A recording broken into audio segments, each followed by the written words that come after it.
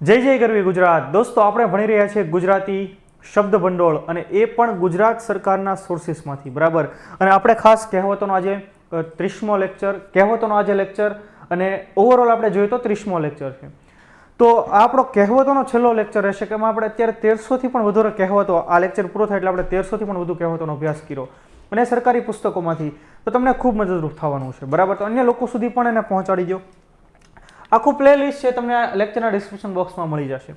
હવે આપણે જોઈએ ખાસ 7 પગલાં સાથે ચાલતા મૈત્રી સંબંધ બંધાઈ જાય છે. મતલબ સારા માણસ સાથે થોડું પણ બેસવા ચાલવાથી એની સાથે આપણી મિત્રતા થઈ જાય છે.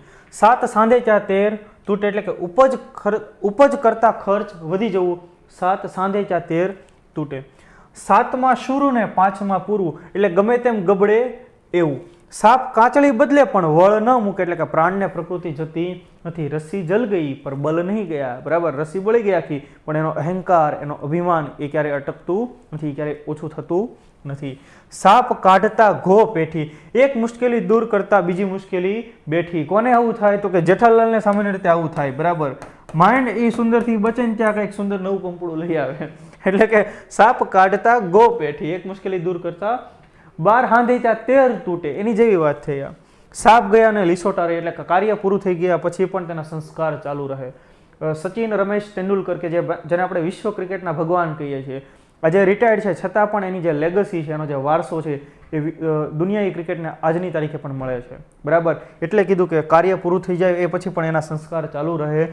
સાપ ગયા ને લીસોટા રહ્યા, એનું કાર્ય આજે પણ હજી અકબંધ છે. સાપ મરે નહીં ને લાઠી ભાંગે નહીં, એકેયને હાનિ ન થાય એમ કળથી કામ કરવું, એને શું કહેવાય? સાપે મરે નહીં ને લાઠી ન ભાંગે. સાપના મોંમાંથી અમૃત ન નીકળે, એટલે કે દુષ્ટ લોકો પાસેથી તમે હારાની અપેક્ષા ન રાખો, એના મોઢામાંથી હંમેશા ઝેર જ નીકળવાનું છે. સાપને ઘેર સાપ પરોણો, જીભ ચાટીને પાછો વળાણો, મતલબ સમાન ગુણધર્મીઓનો એકબીજા સાથે વ્યવહાર એકબીજાને અનુકૂળ હોય છે. સાપે છછુંદર ગળવા જેવું થાય, મતલબ કે કામને પૂર્ણ કરવા જતાં એવા સંજોગ ઊભા થાય કે તેને પૂર્ણ કરવામાં પણ નુકસાન અને છોડી દેવામાં પણ નુકસાન, કે ન આ બાજુ રહેવાય કે ન આ બાજુ, એક બાજુ ખાય એક બાજુ કૂવો, બે બાજુ પડવાનું જ છે, બરાબર. એટલે કે સાપ છછુંદર ગળ્યો એની જેવું લાગે. સામા બોલી સાસરે ન સમાય, મતલબ સામે જવાબ આપનારી વહુનું સાસરે માન રહેતું નથી. સારા કામમાં 100 વિઘ્ન, એટલે કે સારું કામ કરવાનો આરંભ કરીએ ત્યારે અનેક વિઘ્નો આડા આવે.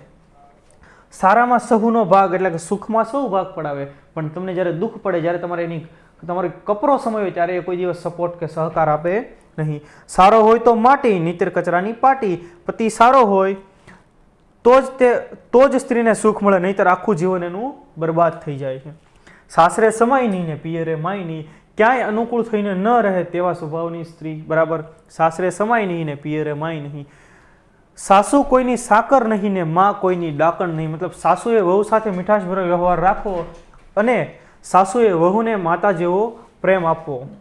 ત્યારબાદ સાસુ ગઈ શિવરાત, વહુને આવી નવરાશ, એટલે કે સાસુને ગેરહાજરીમાં વહુને સુખ શાંતિ હોવી. સાસુ દમે સવેળા તો વહુ દમે કવેળા, સાસુ દેખાતા દુઃખ આપે તો વહુ છાની રીતે દુઃખ આપે.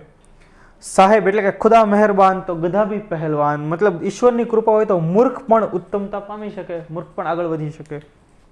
ત્યારબાદ સાંભળ્યાનો સંતાપ અને દીઠેનું ઝેર, આપણે એમ કહીએ કે ભાઈ દેખ્યાનું ઝેર છે, બરાબર. કે સાંભળવાથી અને નજરે જોવાથી દુઃખ થાય. આપણે કોઈ હોટલમાં જમવા જઈએ તો આપણે જમી તો લઈએ, બહુ હોશે જમી લઈએ, પણ જ્યારે આપણને ખબર પડે કે જ્યારે બનાવવા એનું જે રસોડું ખૂબ ગંદુ હતું, પછી આપણને એમ થાય કે ઓહો આ રસોડું જોયું પછી, એટલે દેખ્યાનું ઝેર છે. બાકી ડીશમાં તો આપણને બધું ભોજન સારું જ લાગે, બરાબર. સાંભળીએ જનનું ને કરીએ મનનું, બધા લોકોની વાત સાંભળવી, પણ આપણું દિલ કે આપણું મન કે આપણો અંતરાત્મા કે એમ જ આપણે વર્તવું જોઈએ. સાંકડા કપાળમાં 16 ભમરા, મતલબ ગરીબનું નસીબ.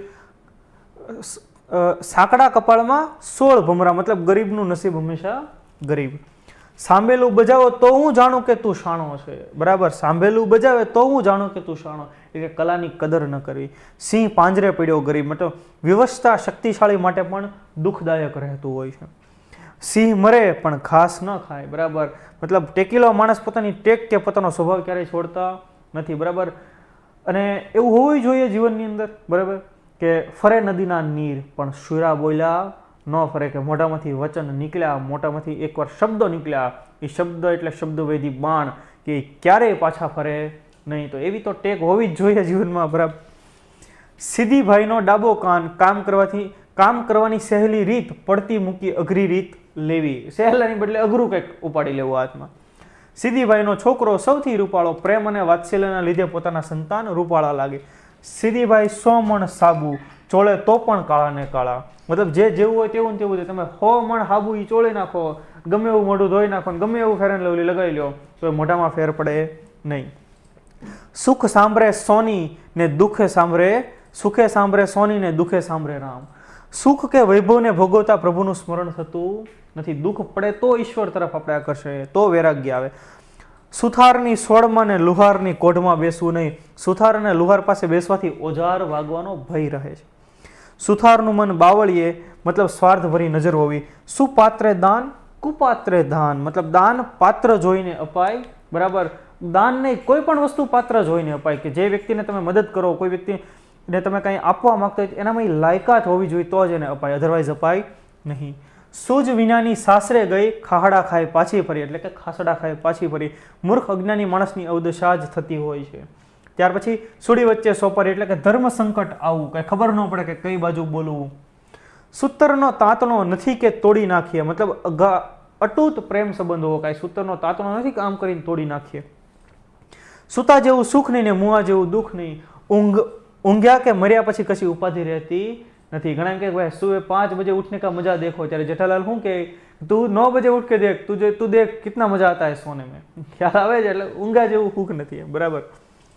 સુતેલા સિંહને જગાડવો નહીં, એટલે જાણી જોઈને જોખમ લેવું નહીં. શાંતિથી પડ્યો રહેવો જોઈએ, એની અણી કાઢવી નહીં, એની હળી ન કરવી જોઈએ. સૂરજ કાંઈ છાબડે ઢાંક્યો રહે નહીં, મતલબ જે શક્તિશાળી, પ્રતિભાશાળી છે અને કીર્તિવંત છે તે વ્યક્તિ છુપી રહી શકતી નથી. સૂરજ સામે ધૂળ નાખીએ તો, એટલે કે જે સમર્થ તેજસ્વી છે તેની નિંદા ક્યારેય કરવી જોઈએ નહીં. સૂરજ સામે ધૂળ નાખીએ તો આપણી જ આંખમાં એ પડે. મતલબ કુથલી, જે સમર્થ છે, તેજસ્વી છે, તેની નિંદા કે કુથલી કરીએ તો તે પોતાને જ નુકસાન થાય છે. સુરત સોનાની મૂરત, મતલબ સુરત સમૃદ્ધ છે. સુરતનું જમણ ને કાશીનું મરણ. બરાબર. Surat diamond city of India. કાશીમાં નિપલે જ કાશીમાં થયેલું મૃત્યુ સ્વર્ગ આપે, તેમ સુરતનું જમણ પણ સ્વર્ગ સમૂહ છે. સુરતનું જમણ પણ વખણાય છે અને સુરતના લોકો પણ વખણાય છે. ત્યાર પછી સુવાનું મૂકી જાગવાનું વોર્યું, ઊંઘ વેચી ઉજાગરો વોર્યો, એટલે કે બિનજરૂરી મુશ્કેલી કે હાથે કરીને, બિનજરૂરી મુશ્કેલી હાથે કરીને કંઈક ઊભી કરવી. બરાબર. કાંઈ હોય જ નહીં પણ હાથે કરીને આપણે કંઈક હોરી લઈએ. સૂઠને ગાંગડે ગાંધી ન થવાય, મતલબ અધૂરી શક્તિ અને અપૂર્ણ સંપત્તિ હોવા છતાં પૂર્ણતાનો આડંબર કરવો, એ પ્રકારે દેખાવ કરવો. સેવા કરે તો મેવા મળે, જે બીજાનું ભલું કરે અવશ્ય તેનું ભલું થાય ને થાય જ. 100 ઉંદર મારીને બિલાડી પાટે બેઠી. બરાબર. હોને હુથી આપીને મિનીબેન પાટે બેઠા છે, આવી કહેવત તમે સાંભળી હશે. એટલે કે પાપ ભર્યા કૃત્યો કર્યા પછી તેને છુપાવવા ધર્મી થવાનો આડંબર કરવો. 100 ગણને ગાળીએ ત્યારે એક વાત કરી, એટલે કે ખૂબ વિચારીને વાત કરવી. બરાબર. ન કોઈનું મન દુભાય, ન કોઈ ખોટી માહિતી મોકલાય, એ રીતે ખૂબ વિચાર કરી આવશ્યક સૂચનો મેળવી સલાહ લીધા પછી જ કોઈ નિર્ણય કરવો જોઈએ. 100 જજો પણ 100નો પાલનહાર ન જજો, એટલે ગરીબ અને દુઃખી માણસની સેવા કરનાર લાંબુ જીવજો. 100 દાડા સાસુના તો 1 દાડા વહુનો, 100 દિવસ સાસુના તો 1 દિવસ વહુનો.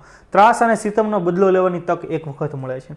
100 મણ તેલે અંધારું, આ પણ આપણે જોઈ ગયા. બરાબર. કે ઘણા બધા સાધન સંસાધનો હોવા છતાં પણ તેને ગેરવ્યવસ્થા કે બગાડ થવો, સાધન હોવા છતાં પણ કામ સફળ ન થાય. 100 સુવાવડ અને 1 કસુવાવડ, એટલે કે કસુવાવડનું દુઃખ એ 100 સુવાવડ કરતાં પણ અધિક છે. સોટી વાગે ચમચમ વિદ્યા આવે રમઝમ, મતલબ માર પડે ત્યારે જ્ઞાન આવે. સોના કરતાં ઘડામણ મોંઘું, એટલે કે વૃદ્ધાવસ્થાને જીરવી નિભાવવી મોંઘી છે, ખર્ચાળ છે. અથવા તો કોઈ એવું કામ, બરાબર, કે એ મૂળ કિંમત કરતાં એની પાછળ અન્ય ખર્ચ છે એ વધી જાય, એટલે કીધું સોના કરતાં ઘડામણ મોંઘું. સોનાની કટારી ભેટે બંધાય કેડે ન ખોસાય. મેં આ તમને ઘણા બધા અમુક લેક્ચરની અંદર હું બોલેલો છું કે હોનાની છરી ભેટ હારી પેટની હારી. બરાબર. અતિશય પ્રિય વ્યક્તિ સાથે ઘટિત વ્યવહાર કરવો, તેની સાથે હાનિ ભરેલો વ્યવહાર ન કરવો. સોનાની થાળીને લોઢાની મેઘ, અનેક સદગુણો એક અવગુણથી ઝાંખા પડે છે, આ પણ સત્ય છે. સોનું જાણી સંઘર્યું નીકળ્યું કથીર. બરાબર. કે આપણે કોઈ પણ વસ્તુ હોનું હશે, હોનું છે એમ સમજીને આપણે એને હંગરીએ પણ એ નીકળે કથીર, એટલે કે મૂલ્યવાન ન હોય એવું નીકળે. માણસના મૂલ્યાંકનમાં માણસને ઓળખવામાં ભૂલ ખાઈ જાય. આપણને એમ લાગે કે હોના જેવો માણસ પણ એ આવ કથીર જેવો માણસ નીકળે. સોનું જોઈએ કસીને માણસ જોઈએ વસી, મતલબ સુવર્ણને પારખવાની પદ્ધતિ તેના કસવામાં છે, તેવી રીતે માણસની સાચી ઓળખ તેના પરિચય થાય છે.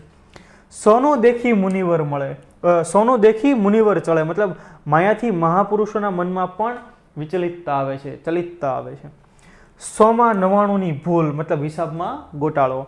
100 પછવાડે દોરો, મતલબ 100ને દોરો અનુસરે છે. 16 શાન વિષેવાન વળ્યા તો વળ્યા નહીં તો પથ્થર પાણ, હોળે હાન વિષેવાન, 12 બુદ્ધિ હોળે હાન વિષેવાન, આવી તો આવી નહીતર ગઈ. બરાબર, એટલે યોગ્ય ઉંમરે યોગ્ય બુદ્ધિ ક્ષમતા, યોગ્ય રૂપ, યોગ્ય સમજણ આવી જોવી જોઈએ. એ ન આવે તો પછી જીવન પર્યંત આવે નહીં. પુખ્ત ઉંમર થવાથી પુખ્ત વિચાર બંધાય છે અને 20 વર્ષની ઉંમર થતાં સુધીમાં શરીરનો બાંધો બંધાઈ જાય છે, પછી કોઈ ફેરફાર થતો નથી. સોંઘું ભાંડું ને સિદ્ધપુરની જાત્રા. બરાબર, મર્યાદિત સાધનોથી સુંદર કામ કરવું, ઓછા ખર્ચે યાત્રા જેવું પુણ્ય રળવું. સૌ ગયા સગે વગે, વહુ રહ્યા ઉભે પગે, એટલે કે વહુને આનંદ પ્રમોદથી વંચિત રાખવી. સૌ સારું જેનું છેવટ સારું, જીવંત પર્યંત સૌની સાથે સારો સંબંધ રાખ્યો હોય તેનું અંતમાં સારું જ થાય છે. સૌના ઘરના શેઠ, મતલબ માણસ પોતાના ક્ષેત્રમાં હુકુમત ચલાવી શકે. સૌને તુંબડે તરે છે, દરેક પોતાની શક્તિ અનુસાર સફળતા મેળવી શકે છે. સૌનું થશે તે વહુનું થશે, મતલબ આપત્તિ કે સંકટ સમયે કોઈ એક વ્યક્તિ વિશે ન વિચારવું, સમૂહનું વિચારવું જોઈએ. સ્થાન પ્રધાન, બળ નહીં પ્રધાન. ખુરશી જે પદ છે એની ક્ષમતા છે, માણસની ક્ષમતા નથી. મહિમા માણસનો નહીં પણ માણસના સ્થાનનો છે, માન ગાદીની છે, ગાદી ઉપર બેસનારને નહીં. સ્મશાન વૈરાગ્ય, સ્મશાનમાં જ રહે, એટલે કે ક્ષણિક જ્ઞાન. સ્વપ્નના સુખ દુઃખતા જાગતા સુધી, સ્વપ્નના સુખ દુઃખ જાગતા સુધી, એટલે કે સ્વપ્ન સૃષ્ટિ વાસ્તવિક નથી. સપનામાં તમે ખૂબ મોટા મહેલમાં રહો પણ એ ક્ષણિક હોય, સપનામાં તમને ખૂબ દુઃખ પડે પણ એ ક્ષણિક હોય. એટલે કીધું સ્વપ્નના સુખ અને દુઃખ જાગતા સુધી, આપણે જાગીએ ત્યાં સુધી જ હોય. સ્વાર્થ આગળ પરમાર્થ આંધળો, પોતાનો જ્યાં સ્વાર્થ દેખાય ત્યાં પરમાર્થને સ્થાન રહેતું નથી. હકનું હશે તો તકે આવશે, સૌને સૌના પ્રારબ્ધ અનુસાર સુખ દુઃખ મળે છે. હકનું પચે હરામનું ન પચે, મતલબ નીતિનું ધન વપરાય અને અનીતિનું એળે જાય. 1000 કામ મૂકીને નાહવું ને 100 કામ મૂકીને ખાવું. જીવન માટે સ્નાન અને અન્ન એ બંને જરૂરી છે. હજી તો દુધિયા દાંત છે, એટલે કે હજી એને કોઈ અનુભવ નથી, બિન અનુભવી છે. હજી તો પગ ભોંયે અડ્યા નથી, મતલબ દુનિયાના અનુભવથી અજાણ હોવું, જેને ખબર જ નથી કે દુનિયાદારી આ શું છે. હથિયાર કરતાં હિંમત વધે, એટલે કે હિંમત વિના વિજય હાંસલ થતો નથી. હથેળીનો ગોળ જ્યારે ખાવો હોય ત્યારે ખવાય, મતલબ પોતાની પાસે જે વસ્તુ હાજર હોય તે જ ઉપયોગમાં આવે. હનુમાનની હળીઓ કાઢે ને ભૂત ફૂસકા મારે, મતલબ ઘરમાં ખાવાનું ન હોવું, આર્થિક સ્થિતિ ખરાબ હોવી. હંબી રાણી તુંબી રાણી, કોણ ભરે બેડે પાણી. બધા શેઠ થાય તો કામ કોણ કરે ભાઈ? બધાને શેઠ થવું છે, બરાબર. ખુરશી ઉપર બેવું તો કામ કરશે કોણ? હર દર્દની દવા, દોઢ ડાયાની દવા નહીં. જે સમજવું છે તેને ભૂલ સમજાવે તો તે સુધરે, પરંતુ મૂર્ખને સમજાવો તો પણ તે સમજી શકતો નથી. હરામનું ખાવું ને મસ્જિદમાં શું, મતલબ આળસુની જેમ પડ્યું રહેવું. હરામનો માલ પચે નહીં, એટલે કે પ્રામાણિક કમાણી ભોગવવી, જો અપ્રામાણિક કમાણી છે તે ક્યારેય પચશે નહીં. હરિગુણ ગાતી ને હૈયામાં કાતી, નામ ભગવાનનું લે પણ કામ શૈતાનનું કરે. ત્યાર પછી હલકી ગાલી વધારે દોડે, જેને માન મોભાનું અભિમાન છે તે વધુ સ્ફૂર્તિથી સફળતાથી કામ કરે છે. હલકું લોહી હવાલદારનું, એટલે કે નાના માણસને માથે દોષ આવે. હલાવી ખીચડીને લડાવી દીકરી, ખીચડી રાંધતી વેળાએ હલાવવાથી તે સીજતી નથી, એટલે હલાવવાથી ખીચડી બગડે તેમ દીકરીને લાડ લડાવવાથી તે કેળવી શકાતી નથી. હવનમાં હાડકું, મતલબ શુભ કાર્યમાં વિઘન, કબાબમાં હડ્ડી જેવી વાત છે. હવે પાછલા બારણા કેમ લીધા? પાછલે બારણેથી છાનામાના નાસી છૂટવું. હવેલી જોઈ ઝૂંપડું પાડી ન નખાય, અથવા તો હવેલી જોઈ કોઈનો મેલ જોઈને આપણું ઝૂંપડું આપણે બાળી ન દેવાય, મતલબ કોઈનો વાદ થાય નહીં, કોઈની સાથે આપણી સરખામણી કરાય નહીં. એની પાસે જે એનું છે આપણી પાસે છે એ આપણું છે. હવેલી લેતા ગુજરાત ખોય, બરાબર. હવેલી લેતા ગુજરાત ખોય, વગર વિચારો પગલું ભરવાથી સારું પરિણામ આવતું નથી. હશે તેનું ઘર વસે, એટલે કે આનંદમાં રહેવાથી જીવન સમૃદ્ધ બને. હશે એનું ઘર વસે પણ ખૂબ હશે એનું ખસે ખરું પાછું, બરાબર. હશે તેનું જશે, મતલબ જેની પાસે કંઈક હશે તો એનો વ્યય થશે, તો એનું નુકસાન થશે, તો એનો ઉપયોગ થશે. હસવામાંથી ખસવું થવું, મતલબ મજાક કરવા જતાં એનું માઠું પરિણામ આવું, ઉલમાં ચૂલમાં પડવા જેવું થયું. હસવું ને લોટ ફાકો સાથે ન બને, એટલે કે એક સાથે બે કામ કરી શકાય નહીં. આ કહેવત આપણે અગાઉ પણ ભણી ચૂકેલા છીએ. હસ્યા તેના વસ્યા અને રોયા તેના ખોયા. આવેલી પરિસ્થિતિને આનંદથી વધાવવી ને આનંદ સાથે કાર્ય પરિપૂર્ણ કરવું. સંજોગોનો પડકાર ઝીલવાને બદલે જે રોદડા રડે છે તે કંઈ પામી શકતું નથી. હંસ ગયા ને બગલા રહ્યા, અસલ વસ્તુ જતી રહીને નકલી વસ્તુ રહી ગઈ. હંસની ચાલ ચાલવા જતા કાગડો પોતાની ચાલ ભૂલ્યો. તમે નકલ કરવા જાઓ તો તમારો મૂળ જે તમારો ગુણ હોય એ જ ભૂલાઈ જાય છે. એ કહેવા માંગે નકલ ન કરવી. હા ને નાને વેર છે એટલે કે મતાંતર હોવું, કહેવાથી ઉલટું જ કરવું એમ, એટલે કે હાને અને નાને વેર છે. હાકેમ બદલાય પણ હુકમ ન બદલાય, સત્તાધારી વ્યક્તિ બદલાય પણ ખુરશી નહીં. હાજર સો હોશિયાર, અણીને વખતે હાથ પર હોય તે જ ઉપયોગી મને. હાડ હસે ને લોહી તપે, મતલબ આનંદ અને ગુસ્સો બંને સાથે હોવા. હળિયાના મનને હસવું ને દેડકાના પ્રાણ જાય. એકને મન ગમત બીજાને મન પ્રાણ જાય. તકલીફ, એકને મન ગમત અને બીજાને મન પ્રાણ જાય એવી તકલીફ ઊભી થાય, બરાબર. એટલે કીધું કે હાડિયાના મનને હસવું અને દેડકાના પ્રાણ જાય.